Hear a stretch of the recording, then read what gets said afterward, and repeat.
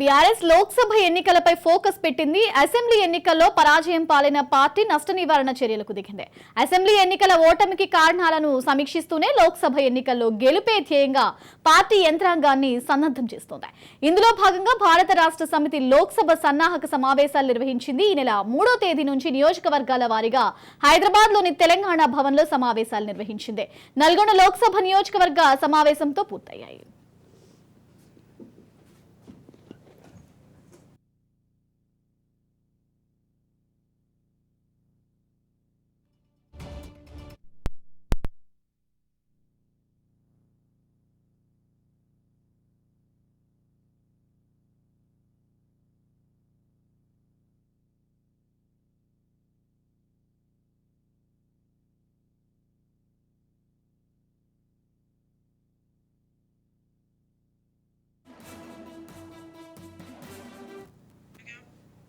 పదహారు రోజుల పాటు 120 గంటలకు పైగా జరిగిన సమావేశాల్లో పార్టీ నేతలు, కార్యకర్తల నుంచి మంచి సలహాలు, సూచనలు అధిష్టానం స్వీకరించింది. వాటి ఆధారంగా పార్టీని సంస్థాగతంగా పటిష్టం చేయడంతో పాటు భవిష్యత్ కార్యాచరణ ఖరారు చేస్తామని గులాబీ నేతలు పైకి చెప్తున్నప్పటికీ అంతర్విమర్శకు తావులేదనే వార్తలు గుప్పుమంటున్నాయి.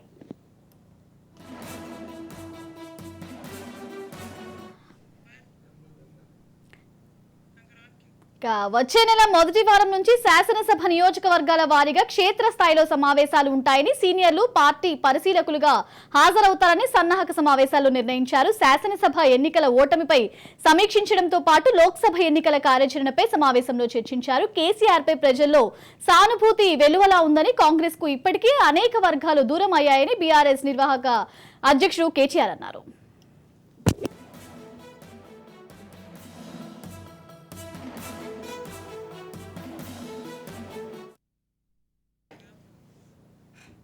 గతంలో చేసిన పొరపాట్లు మళ్లీ చేయకుండా ముందుకు సాగుదామని శ్రేణులకు మరో నేత హరీష్ రావు పిలుపునిచ్చారు. కష్టపడ్డ వారికి పార్టీలో గుర్తింపు ఇస్తామన్న ఆయన ఉద్యమకారులకు పార్టీలో సముచిత స్థానం కల్పిస్తామన్నారు.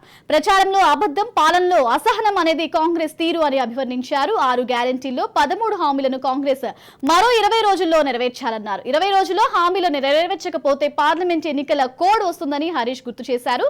ఈ విషయాన్ని ప్రజల్లోకి విస్తృతంగా తీసుకువెళ్లాలని సూచించారు.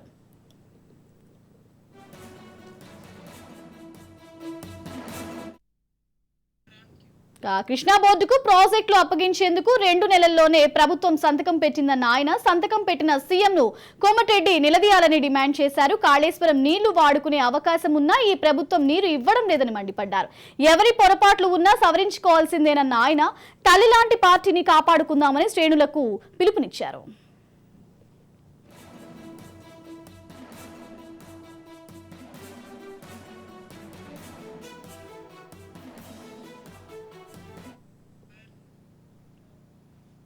లోక్సభ ఎన్నికల్లో సింగిల్ లార్జెస్ట్ పార్టీగా బీఆర్ఎస్ పార్టీ నిలవాలన్న పట్టుదల కార్యకర్తల్లో కనిపించిందని మాజీ మంత్రి నిరంజన్ రెడ్డి అన్నారు. కేసీఆర్ ముఖ్యమంత్రిగా లేకపోవడాన్ని ప్రజలు జీర్ణించుకోలేకపోతున్నారని తెలిపారు. గులాబీ జెండా పుట్టిందే పేదల కోసమని, నెత్తురు పారిన చోట అడుగడుగున నీళ్లు పారించిన ఘనత కేసీఆర్ దన్న విషయాన్ని ప్రజలకు వివరించాలని పేర్కొన్నారు. తాము తొందరపడాల్సిన అవసరం లేదని, కేసీఆర్ రావాల్సిందే అన్న ప్రలభమైన భావన ప్రజల నుంచే వస్తుందన్న విశ్వాసంతో ఉన్నట్లు నిరంజన్ రెడ్డి పేర్కొన్నారు.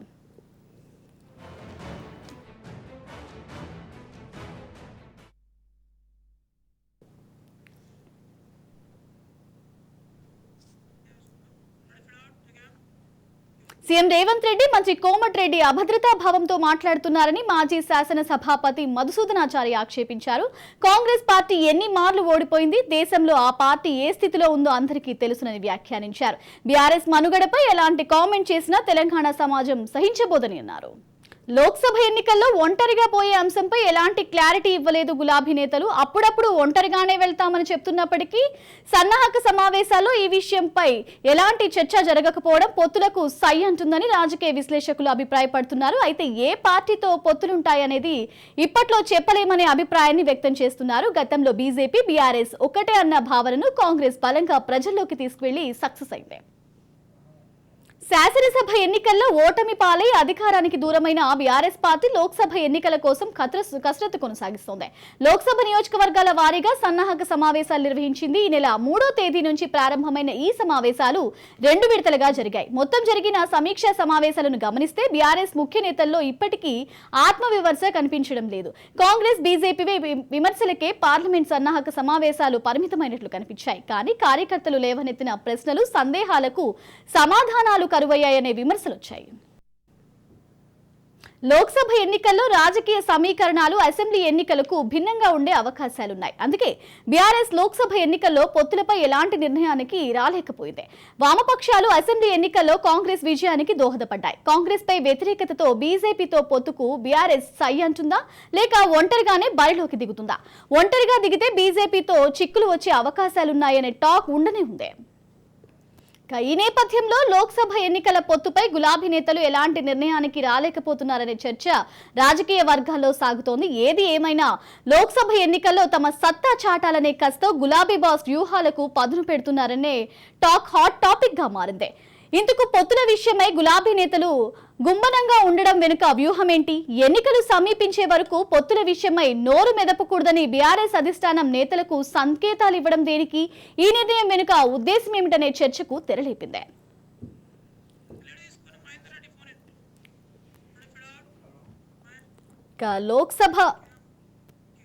లోక్సభ ఎన్నికలకు సంబంధించి బీఆర్ఎస్ కసరత్తులు చేస్తోంది, అలాగే సమావేశాలు నిర్వహిస్తోంది.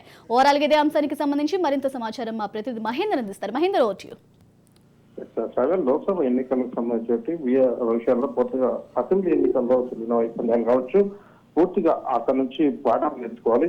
ఎలాగైనా సరే లోక్సభ ఎన్నికల్లో పార్టీ సత్తా చాటాలి అనేటటువంటి ఉద్దేశంతో కొత్తగా లోక్సభ ఎన్నికలకు బీఆర్ఎస్ కసరత్తు చేస్తుంది. మొత్తంగా 3 రోజుల పాటు బీఆర్ఎస్ సమావేశాలు జరుగుతున్నాయి. దీంట్లో కేటీఆర్, హరీష్ సహా సీనియర్ నేతలు కూడా హాజరవుతున్నారు. ఇప్పటికీ పార్లమెంట్ సమీక్ష సమావేశాలు నిర్వహించారు. మొత్తంగా కూడా 17 నియోజకవర్గాలకు సంబంధించినటువంటివి.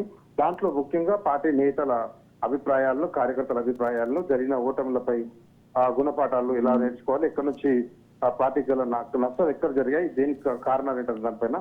అయితే ఆ సమావేశాల తర్వాత ఇప్పుడు లోక్సభ ఎన్నికలకు సమావేశాలకు పూర్తిగా కొత్తగా ఏర్పాటు చేస్తున్నారు. మొత్తంగా కూడా దీంట్లో పొత్తులపై నోరు పడిపోయిన గులాబీ నేతలు అవుతున్నారు.